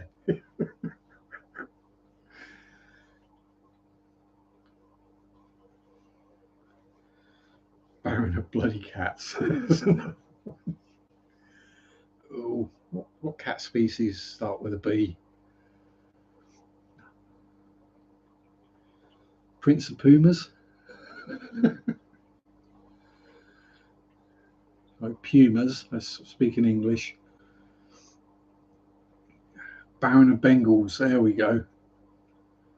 Burmese. There's me. I just think of cat, domestic cat as cat. I don't get necessarily into all the different flavours. So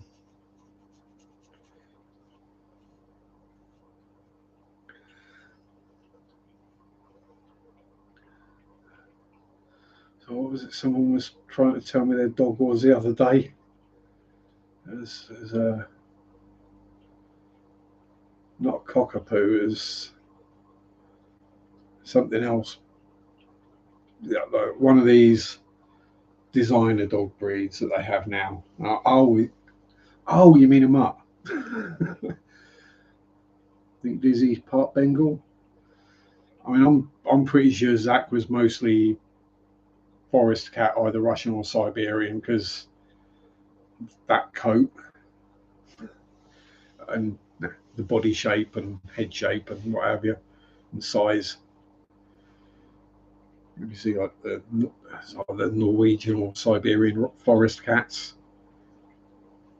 different flavors, usually served at the Chinese sweet and sour sauce, or with barbecue sauce, because I'm pretty sure I've probably eaten a cat leg at some point. There was that time we at a barbecue that ribs were served, and one of the ones I had a joint in the middle of it. Not Maine Coon. I don't think so. He's double. He is. He was. He's double coated, so he got the real super soft, super fine, super dense undercoat, the longer floof coat over the top of it, or through it. So it's just extra soft floof. Ginger's just long-haired floof, so when Ginger's got wet and then dries out, he sort of goes.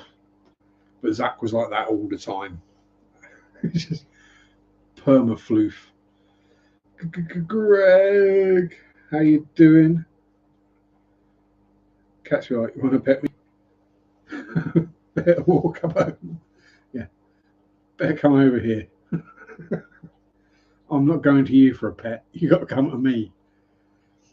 Or at best, they walk halfway and then stop and just look at you like, well, I've done my bit. You can do the rest. Or they come to you for a fuss. You're giving them a fuss. They're purring and happy. And then within a millisecond, they're turning around and trying to claw or bite you. Like, you could have just let me know you had enough by like walking away or grumbling at me or something, then I would have stopped. You didn't have to try and savage me. Cat is so floofy. In winter, it looks so skinny. In summer, sheds so much in between. Dizzy just makes me follow her around to give her what she wants. Yeah, Zach was just floofy all year round. He did shed a lot, and in the summer it did cause problems because he would get some serious mats in his coat. I mean, he did well to keep himself as well groomed as he did, but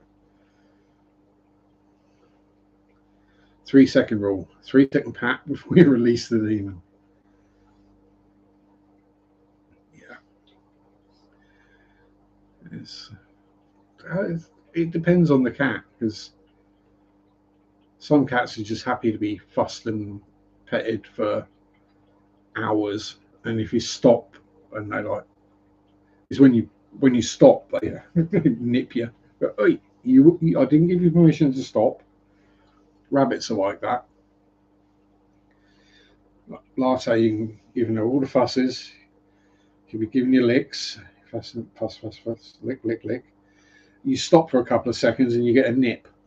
So, hey, I didn't give you permission to stop. Okay. And as soon as you start fussing again, she starts licking you. And so she gradually works up and starts, you're like, then you get the tongue up your nose. And bearded dragons. 3 seconds before they bite you. I wouldn't give it that long. Or does it just take them 3 seconds to realise that you're there, and then they bite you? Again, I've not kept reptiles. It's probably a bad idea. Because we know what I'm like. When I start a hobby and then I get massively overinvested in it. And then when I get bored of said hobby, I'm like, oh, I've got all this stuff and I don't use it anymore. At least these days I keep hold of it, because I know chances are at some point in the not too distant future I'm going to go back to that hobby, and I don't then want to have to go and buy all the stuff again, which is why I've still got all my fishing gear, all my model making gear. What other hobbies did I have before that? Gaming. And I've still got a games console. Beardies aren't really bitey. You love a fuss and cuddle and nestle into your neck. It's because it's warm. They like the warmth, I guess. Yeah, that was the only problem with Zach. Is when it was warm and he decided he wanted snuggles, it was like cuddling an oven. He just kicked out so much heat. Great in the winter, because you didn't need heating on. You could just snuggle Zach and you'd be warm. And that's why I have a closet full of golf clubs. Well, at least they're not skeletons, and you're not in there. Tend to rotate hobbies too. Yeah, it happens. You sort of makes sense. Not much sun in the UK. Has been this week. Uh, um, yeah, I wouldn't say I would get bored, but you just got kind of get to the point where the fishing and the modelling, especially,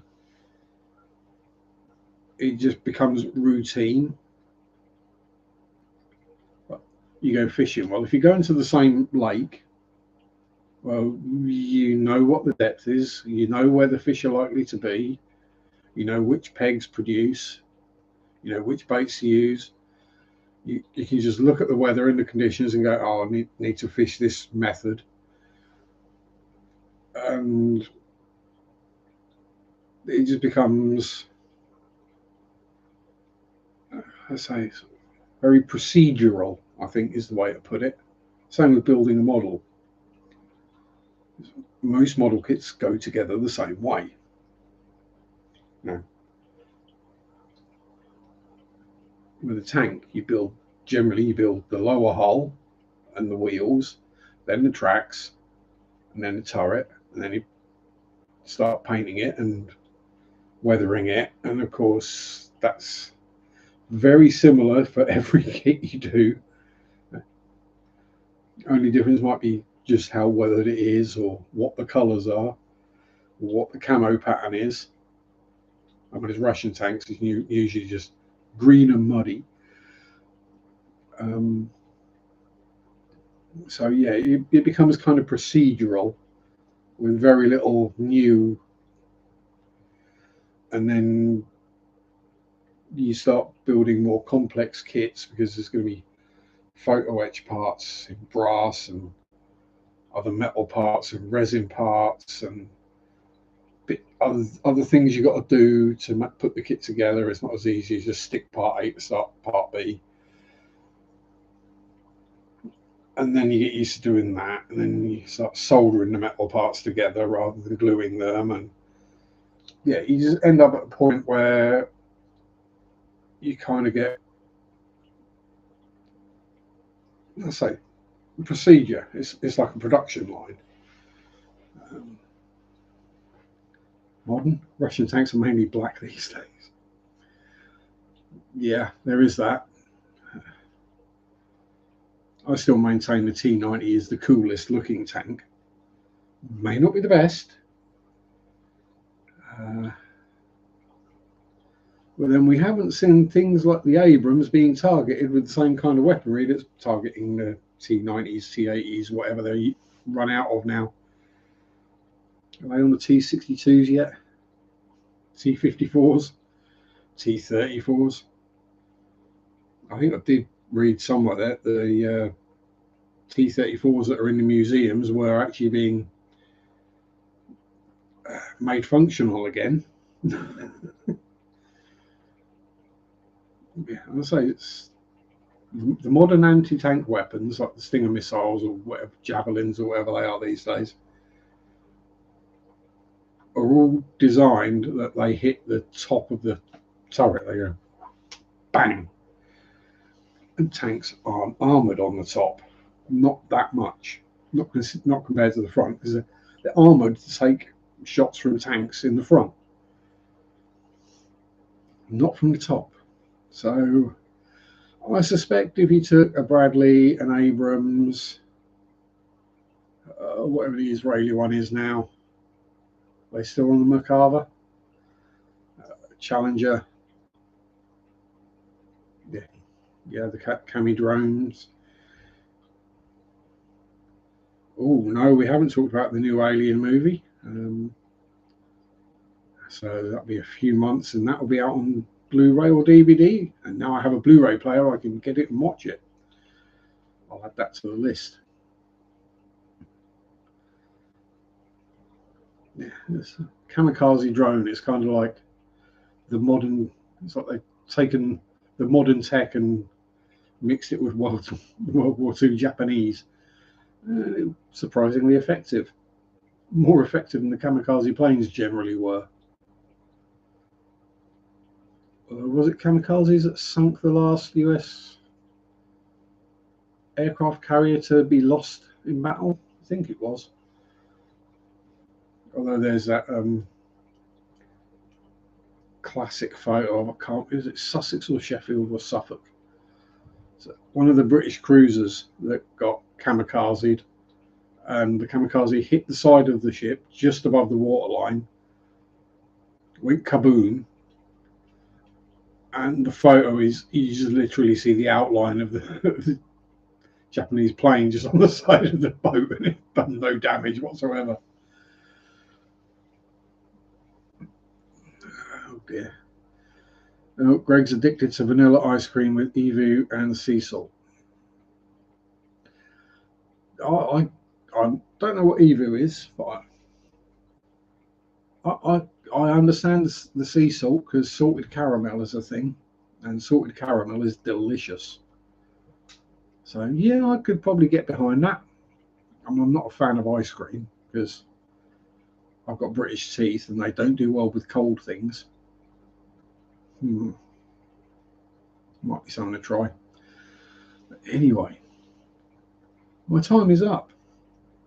It's that time of the week again. So thank you to everyone for being here. Our extra virgin olive oil.